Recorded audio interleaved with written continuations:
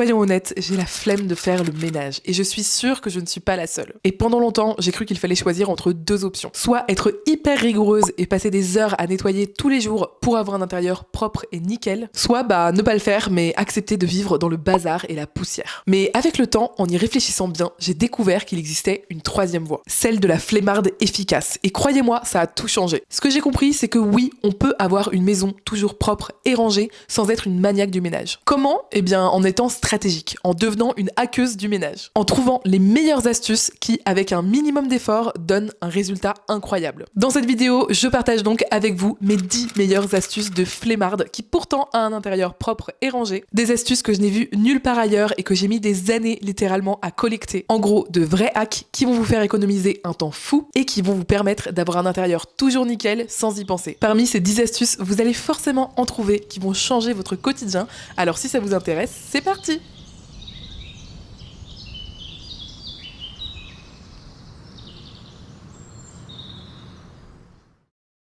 La première astuce, elle est tellement incroyable et efficace que je ne comprends pas pourquoi on ne l'enseigne pas à l'école. C'est une connaissance toute simple mais qui change tout dans sa façon de faire le ménage et surtout dans votre efficacité. Et c'est tout simplement de toujours nettoyer de haut en bas. Et ça, sachez que vous pouvez l'appliquer à petite et à grande échelle. Je vous explique. En gros, si vous prenez une pièce à nettoyer, par exemple la salle de bain, eh bien il faut toujours que vous nettoyez la pièce de haut en bas. Par exemple, vous allez commencer par les poussières.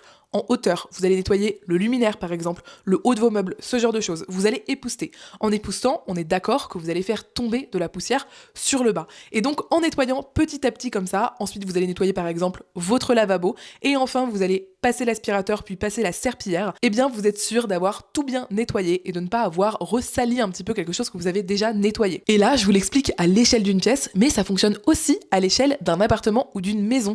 Par exemple, si vous avez une maison avec un étage, il faut toujours commencer par nettoyer le premier étage ou l'étage le plus haut en gros et ensuite nettoyer l'étage du bas parce que de la même façon, si vous avez par exemple une rambarde que d'une façon ou d'une autre les étages communiquent par un escalier, et bien forcément vous allez faire tomber de la poussière, des cheveux, des saletés vers le bas. Et donc encore une fois, si vous commencez par faire le rez-de-chaussée et que vous faites ensuite le premier étage, vous avez toutes les chances qu'en revenant au rez-de-chaussée, il ne soit plus tout à fait propre. Ne pas connaître cette astuce, c'est vraiment vous donner du mal pour rien. Moi, vous l'avez compris, je cherche tous les hacks pour faire le moins possible au plus efficace et vraiment, depuis que je connais cette astuce, je commence toujours par le haut, ensuite par le milieu et enfin par le bas. La seconde astuce, et celle-là, je l'adore, alors c'est peut-être parce que j'ai un probable TDAH qui fait que j'ai souvent du mal à penser aux choses que je dois faire, mais je suis sûre qu'elle sera extrêmement efficace pour à peu près tout le monde. Ça va être qu'imaginons qu'aujourd'hui, vous voulez nettoyer votre cuisine par exemple. Mais vous savez que vous allez avoir du mal à vous y mettre, que vous allez faire toutes les autres tâches avant, que peut-être vous allez arriver le soir en étant fatigué sans avoir nettoyé votre cuisine, etc. Je vous comprends. Eh bien, mon astuce, c'est tout simplement de sortir les produits ménagers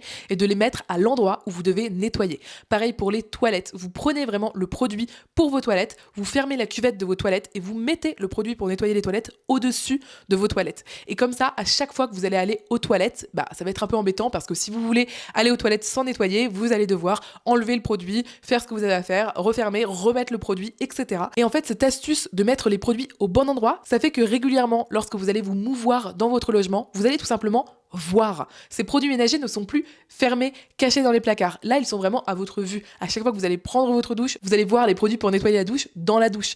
Et ainsi de suite. Et je trouve que cette méthode, elle est vraiment trop efficace parce que ça enlève en fait finalement de la charge mentale. Ça découpe aussi un petit peu la tâche de dire d'abord je sors les produits et ensuite je nettoierai.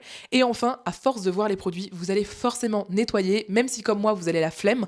À un moment, vous allez juste dire écoutez, je prends ma douche, je mets les produits et ensuite je vais nettoyer. C'est aussi une astuce qui est pas mal si vous habitez avec d'autres personnes, notamment des personnes qui parfois ont du mal à prendre des initiatives, mais qui, lorsque vous leur dites, vont quand même faire le ménage. Eh bien, je trouve que de sortir les produits comme ça, c'est bien.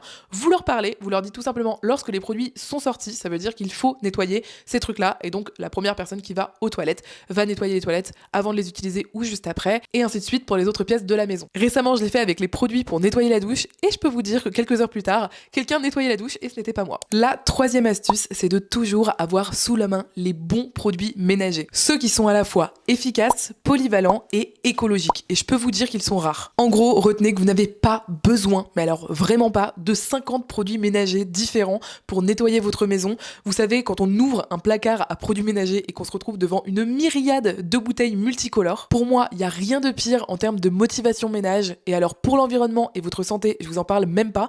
Pareil pour votre porte-monnaie. La réalité, c'est que quelques bons produits suffisent amplement pour nettoyer l'entièreté de votre maison. En gros, il faut faire moins mais mieux. Perso, je fais plusieurs de mes produits ménagers maison, mais je continue d'acheter des produits dans le commerce lorsqu'ils répondent à mes critères pour des soucis de praticité. Et alors là, je suis super exigeante sur mes achats. Je choisis toujours des marques qui font les choses bien, c'est-à-dire des produits vegan, qui ont des compositions d'origine naturelle et surtout qui sont efficaces sans trop d'efforts pour nettoyer mon intérieur. Je peux vous dire que les trois combinés, c'est très rare sur le marché, mais personnellement, j'ai trouvé mon bonheur chez la marque Everdrop. Pour moi, elle coche toutes les cases, c'est pour ça que je voulais absolument vous en parler et je suis trop contente de pouvoir le faire dans cette partie de la vidéo en collaboration avec la marque Everdrop. Everdrop, c'est une marque d'hygiène et d'entretien vegan, écologique, économique et surtout très efficace. Ce que j'aime avec cette marque, c'est qu'il n'y a pas de compromis. Leurs produits ont des compositions d'origine naturelle, ils sont vegan et autant respectueuses de l'environnement que possible. En plus de ça, ils sont même biodégradables et sans microplastique. Ce que j'adore chez eux, c'est leur politique zéro déchet, c'est-à-dire qu'il y a zéro plastique à usage unique dans leurs produits. En fait, les produits arrivent sous forme de poudre à diluer dans de l'eau chaude, dans un spray de très bonne qualité qui est réutilisable à l'infini. Avec eux, il n'y a pas de surconsommation de produits. Par exemple, en termes de spray, il y en a seulement 3 pour nettoyer toute la maison, celui pour la cuisine, celui pour la salle de bain et celui qui est universel pour toutes les autres surfaces. Ils sont dégraissants, très efficaces, l'odeur est pas du tout entêtante et en même temps elle est très agréable et surtout elle laisse mes surfaces nickel, absolument brillantes, sans pour autant les abîmer. Faut savoir que les agents de surface de leurs produits sont à base de matières premières renouvelables et certifiées, donc il n'y a pas de pétrochimie là-dedans et pourtant le résultat est impeccable. Il y a aussi leur pierre à récurer qui est géniale, franchement elle vient à bout de toute saleté. Je suis une très mauvaise élève pour ce qui est de nettoyer mon four par exemple, donc là vous pouvez voir mes grilles de cuisson qui sont ultra sales, que j'ai frottées avec la pierre à récurer qu'il faut simplement humidifier avec de l'eau. Il n'y a aucun produit ajouté et pour autant regardez le résultat, elles sont plus brillantes que jamais. Pareil pour mon four, j'utilise la pâte à récurer et tout simplement une éponge ou bien une brosse en bambou que je trouve aussi chez eux et franchement au bout de quelques minutes, non mais regardez-moi le résultat. Vraiment vu l'état de mon four à la base, c'était pas du tout évident, mais là on peut voir, je le retrouve comme neuf. Si ça vous tente aussi de tester les produits Everdrop, sachez que vous avez jusqu'à moins 20% sur tout leur site avec mon code AndreaDrop. Je vous laisse le lien en description, n'hésitez pas à cliquer et à aller fouiner sur leur site parce qu'il y en a vraiment pour toute la maison. Et moi je vous laisse avec la suite de la vidéo. La 4e astuce, on parlait de douche tout à l'heure, et bien justement, parlons-en.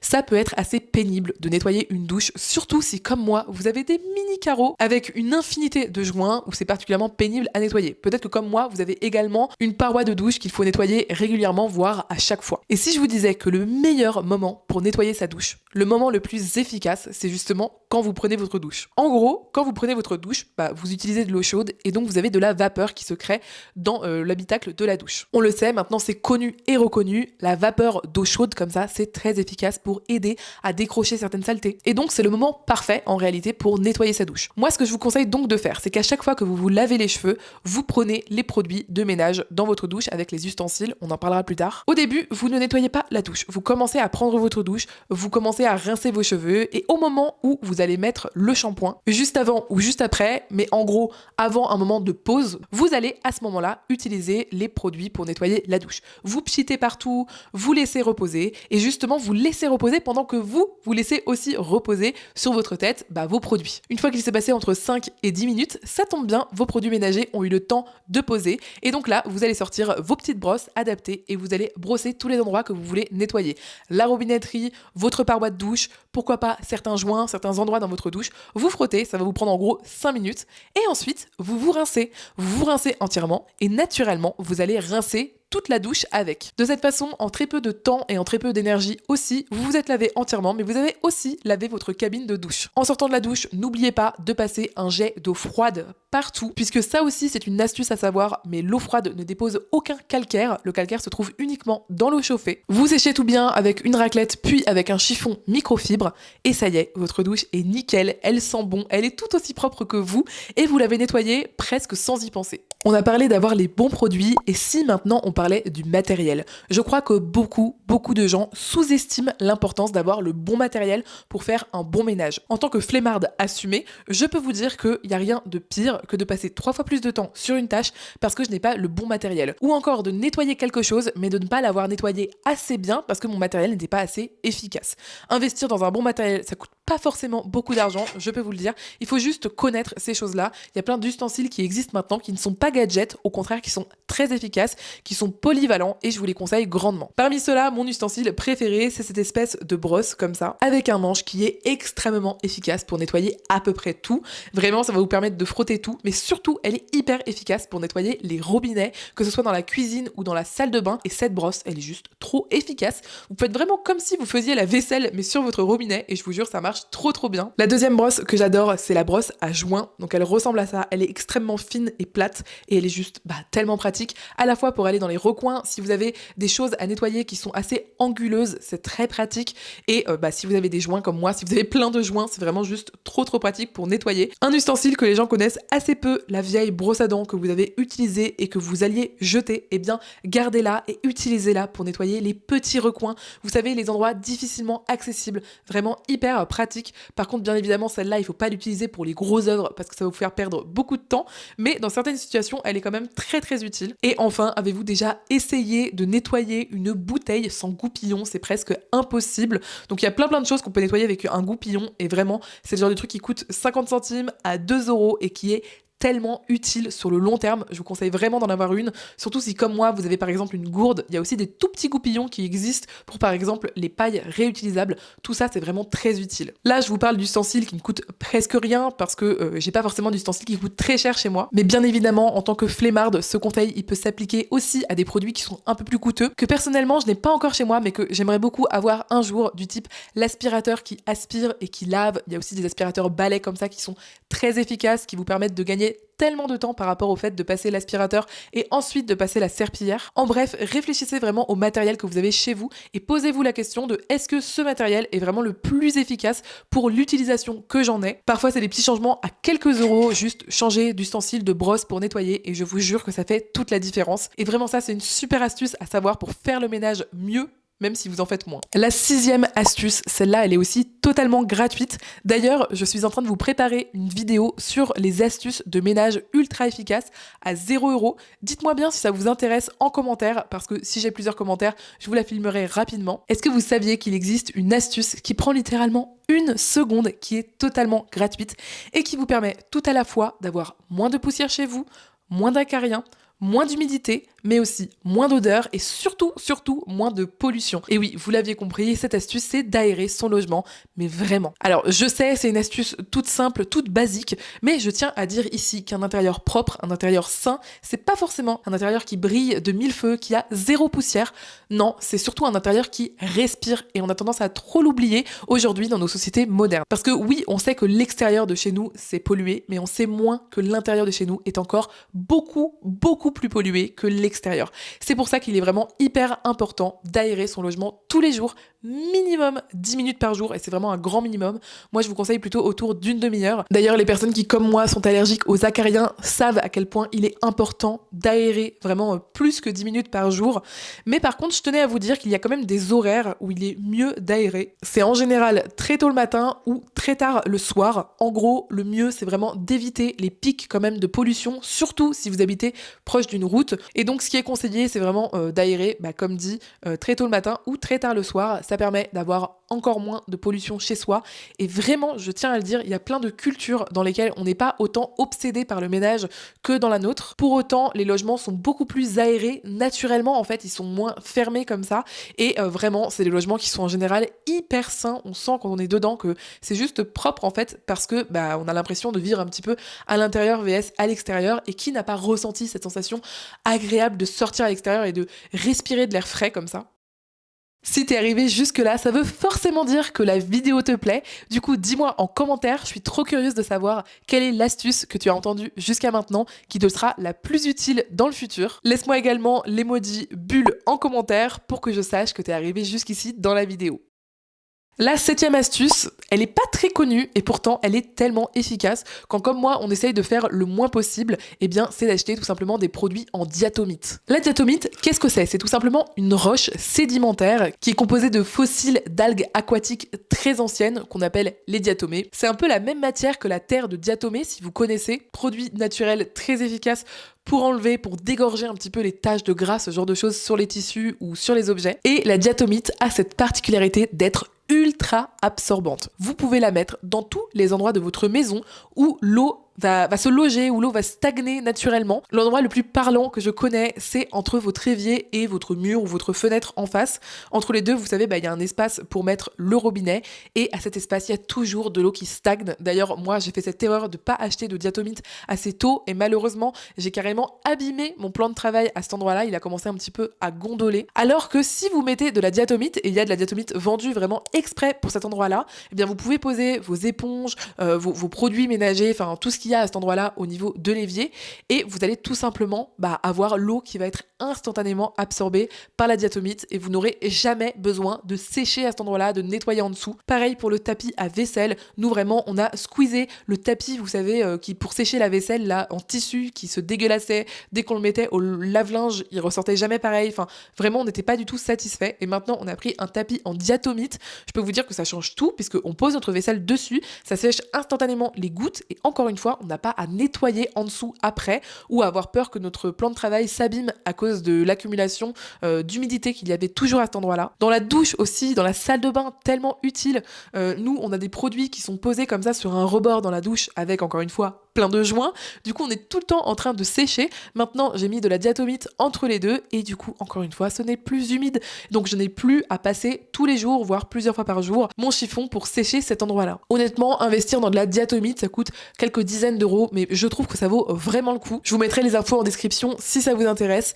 Mais vraiment, c'est ce genre de swap qui fait que on gagne tellement de temps après au quotidien, on n'a plus besoin de refaire de façon répétitive ces tâches qu'on faisait tout le temps avant. Et c'est vraiment ça pour moi qui m'a soulagée, qui m'a permis de garder une maison qui soit propre et rangée sans avoir à cumuler encore plus de travail. Au contraire, en travaillant moins pour le ménage et en laissant tout simplement ces objets adaptés travailler pour moi. La 8e astuce va sûrement vous étonner. C'est vrai qu'elle est très particulière et en même temps c'est hyper important à connaître. Est-ce que vous saviez que vous utilisez probablement trop de produits ménagers? Par exemple, si vous nettoyez votre sol, est-ce que vous avez déjà remarqué que après avoir passé la serpillière et avoir laissé sécher, votre sol n'est pas vraiment brillant, il est plutôt un peu mat. C'est un peu étrange parce que vous savez qu'il est propre, ça sent bon dans la maison, mais en même temps, je sais pas, vous trouvez qu'il y a une couche un petit peu mat dessus. Eh bien ça veut probablement dire que vous avez utilisé trop de produits dans votre seau à serpillière. Oui, on s'en rend pas compte, mais il y a plein de cas où c'est complètement contre-productif d'utiliser plus de produits. En réalité, en utiliser moins, ça va vous permettre de ne pas avoir de résidus en fait de ces produits-là une fois que vous avez fini de rincer ce que vous étiez en train de nettoyer et du coup, ce sera beaucoup plus propre. En plus, c'est une astuce qui va vous permettre de faire beaucoup d'économies, même en utilisant des doses dites normales. On peut se rendre compte parfois qu'on en utilise trop et vraiment c'est complètement contre-productif. Donc regardez bien sur le paquet de votre produit quelle quantité il est conseillé d'utiliser. Et moi ma petite astuce c'est vraiment d'essayer d'en mettre encore moins parce que parfois encore la moitié de la dose qui est indiquée est suffisante. Donc vraiment n'hésitez surtout pas à tester, vous m'en direz des nouvelles. Au tout début de cette vidéo, on a parlé de poussière et figurez-vous que j'ai acquis récemment un nouveau meuble en bois. Il est vraiment bien verni, bien brillant, il est super beau. Le problème, c'est que la poussière se cumule dessus, mais je ne sais pas comment vous dire. J'ai l'impression que ce meuble attire la poussière et j'ai appris qu'il existait des produits répulsifs de poussière. Dites-vous que vous pouvez utiliser un produit juste un peu différent que ce que vous utilisez d'habitude et tout simplement avoir moins de poussière qui s'accumule par la suite.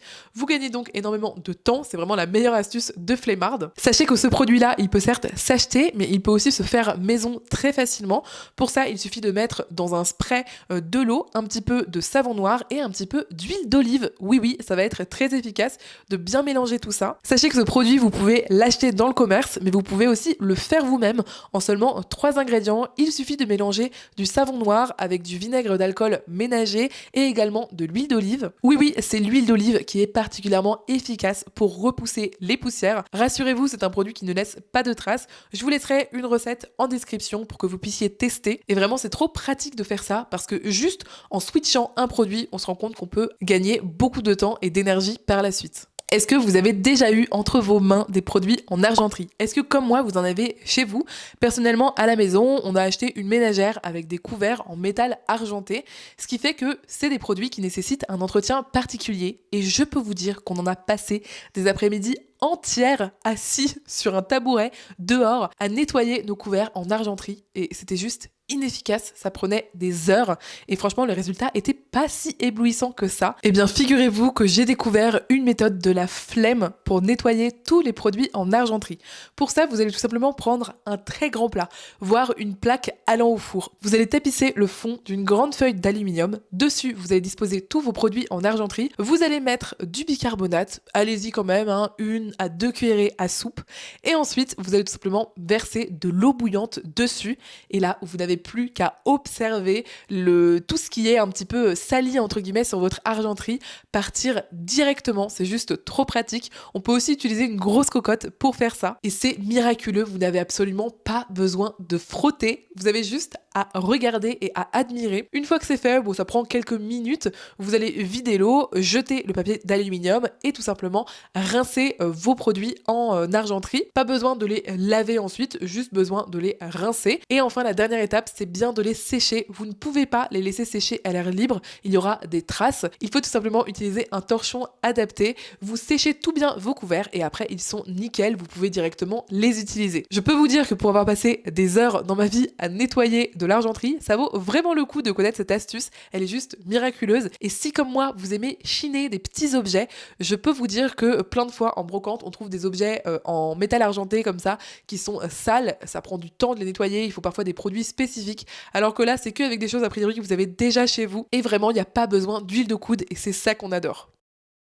Maintenant, est-ce que vous saviez qu'il est possible d'économiser beaucoup d'argent en faisant l'inverse de tout le monde? Parfois, on pense que les habitudes classiques de tout le monde sont superbes pour économiser de l'argent. C'est ce dont je vous parle dans cette vidéo spécifique. Je vous donne gratuitement toutes mes astuces incroyables pour économiser beaucoup d'argent en faisant des choses que d'autres personnes trouveraient contre-intuitives. Si le sujet t'intéresse, je te laisse cliquer. Moi, je te dis à tout de suite sur une autre vidéo de la chaîne et d'ici là, je te dis à très bientôt!